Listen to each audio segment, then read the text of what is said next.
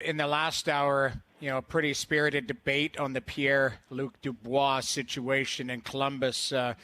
Just your take, your insight, any rumblings in the background. I saw your tweet about potential, teams that obviously would be interested. Any further on that? Yeah, I think some of those teams that I listed have circled back over the last 24 hours. GMs are no different than us. They see a guy bench for 2 periods and they're like, I guess I better dip back into that thing and check the temperature with Jarmo Kekalainen. And so that's been happening. I think that the Jackets have been fielding a number of calls all day. And no guarantee that Pierre Dubois plays tomorrow night for Columbus if, it could be scratched potentially. I'm not saying for sure, but I know it's something that the team is contemplating. So, I heard from a team today that said they feel, and now this isn't necessarily what Columbus told them, but more their read on the situation, that they feel that he could be, dealt potentially by the end of the weekend if the Jackets get the deal that they want. And I got to tell you, this would not have been the way that the Jackets, if that happens, that's not the way the Jackets would have wanted this to happen. I think they really wanted to take their time and maybe even wait till the summer draft. But we're kind of seeing what's happening now the last couple of games between the coach and the player, and that becomes difficult to manage. So, again, I'm not saying for sure he's getting dealt here, but I can tell you that teams are getting a little more serious with their bids and might give Columbus something to think about here in the next couple of days. Well, for those of you listening and watching it, if you missed it, Pierre Dubois, his final shift was one of the worst professional hockey shifts I've ever seen. Isolated. It was just a complete mail-in, and Tortorella clearly had enough. He didn't play again. And what makes this multi-layered for me, Pierre, and I'm sure you would view it the same way, is the history of Columbus with high-quality players, where, Panarin left, Bobrovsky left, didn't get traded, didn't demand out, walked as free agents, which they're allowed to do. Same thing with Duchesne, and they went all in on Duchesne. By all accounts, they wanted to try to keep him. He left. He went to Nashville. But Ryan Johansson, it got pretty ugly there between the two parties, which makes this feel a little bit different, because I might look at this, if this is any other player on any other team, thinking you got to get rid of him now. Like, you got to find the best offer. It's sucking the life out of your team. Something's got to give here. It's kind of like James Harden with Houston. Got to cut it. Got to cut bait. It sucks. Take the best deal. Let's go. But I don't know if Columbus can do the same thing, because I'm sure they have a feeling of what is wrong with us here. Like, why does everyone want to leave?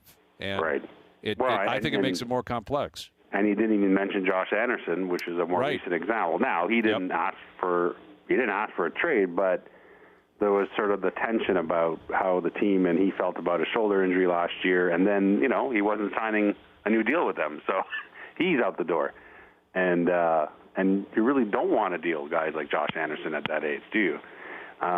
So, yeah, no, you're right, and that's what's going to be fascinating to me, is that with teams, phoning here all day long, are they going to be enticed enough by a deal to pull the trigger and just get this whole thing over with, or does Jarmo Kekalainen sort of hang in there and say, let's just make peace and wait on this? I don't know. I think that, I think teams are really trying to give him something to think about, so it's going to be interesting to me this whole weekend. Is there one Canadian team that you think makes the most sense, or you think would be most urgent to get in front of the line?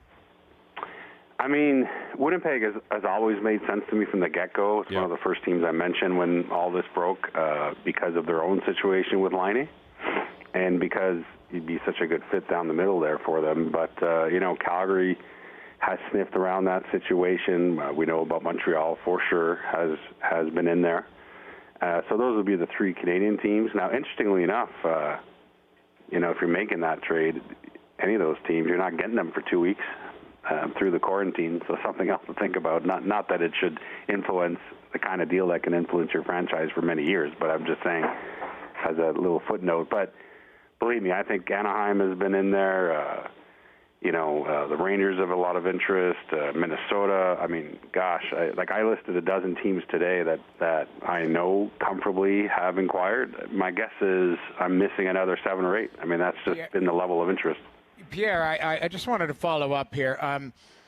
Do you think, and Hayes talked about the shift, and O was quite defensive of it and said, listen, you can't judge a guy on a shift, which I agree. I think, but a manager calling has to get probably a backstory on what the hell has gone sideways there. Do they not? Would you not need an explanation of why he wants out or why they're ready to move away from him or all of that? You would have to ask Yarmo. You would have to ask his agent, which is Brisson, isn't it? Pat Brisson is his agent? Pat Brisson of CA, yep. Yeah, so, I mean, there's no question that those phone calls are happening. Let's not kid ourselves. For sure. Right. The agents fielding calls from teams and everyone making sure they do their homework. But I got to tell you, I was surprised that there were people who felt that after they saw that moment last night on the shift, that somehow that raised a red flag. Were they not watching Columbus-Toronto last summer? Well, that's... I brought that up earlier. He's a fantastic player and was an absolute beast in the playoffs last year. My only problem with it, Pierre, is I would think, when the puck drops, you're still a pro, and you have to work your ass off and give yourself the opportunity to get traded. Give Yarmo everything he can. Drop it in his lap and say, I'm going to be an animal here. I'm going to be a beast, and a team is going to want to break down Yarmo's door to get me instead of it kind of going the other way. And again, I don't want to just lay it all at his feet, but I think there's a lot more here than at play than is obviously in the public. But it's sort of... I feel like everyone involved has a bit of culpability. How many layers do you want to peel here? Okay, no doubt that Dubois should be playing better than this and shining the apple for the teams about, making offers. On the other hand, after he had his news availability at the start of camp, sort of dancing around his trade request, and Jarmo Kekalainen had his news availability where he was careful not to confirm that he had asked for a trade and sounded polite. Torts is the guy that went on the radio last week and said, "Oh yeah, he's asked out, and we're not really sure why." So my point is, I don't know that Torts has enhanced the situation. I don't know that the player has enhanced the situation. And, and furthermore, the interesting thing in all of this is that you got a really smart agent here who made a gamble that instead of just staying home because they want out, remember, they were RFA right before camp.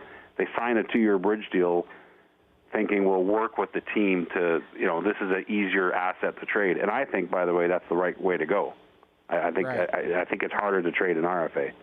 But I'm saying everyone's had a gamble in all this, and right now it's just gone off the rails, quite frankly. Yeah, it has, and John Tortorella's in the middle of it too, which is always going to come up. Where does Tortorella play a role in this? Does it matter? I got to believe that the team is going to side with him. He's their guy who wants to be there. Why wouldn't you? But it's going to be fascinating to see how it plays out just simply over the next couple of days, him in Columbus, whether or not you put him back in the lineup, what he's going to bring to your team, because they want to keep winning games. And you also got to, I'm sure you got to canvass the players. Forget Tortorella and Kekalainen. Forget Dubois. I'd go to Nick Foligno and say, do you want this guy playing or not? Right. Because if you guys are sick of it, then forget it. We're not going to subject you to it either. And by the way, I'm one thing to bring up with John Tortorella is that he is in the last year of his deal, interestingly enough. Really?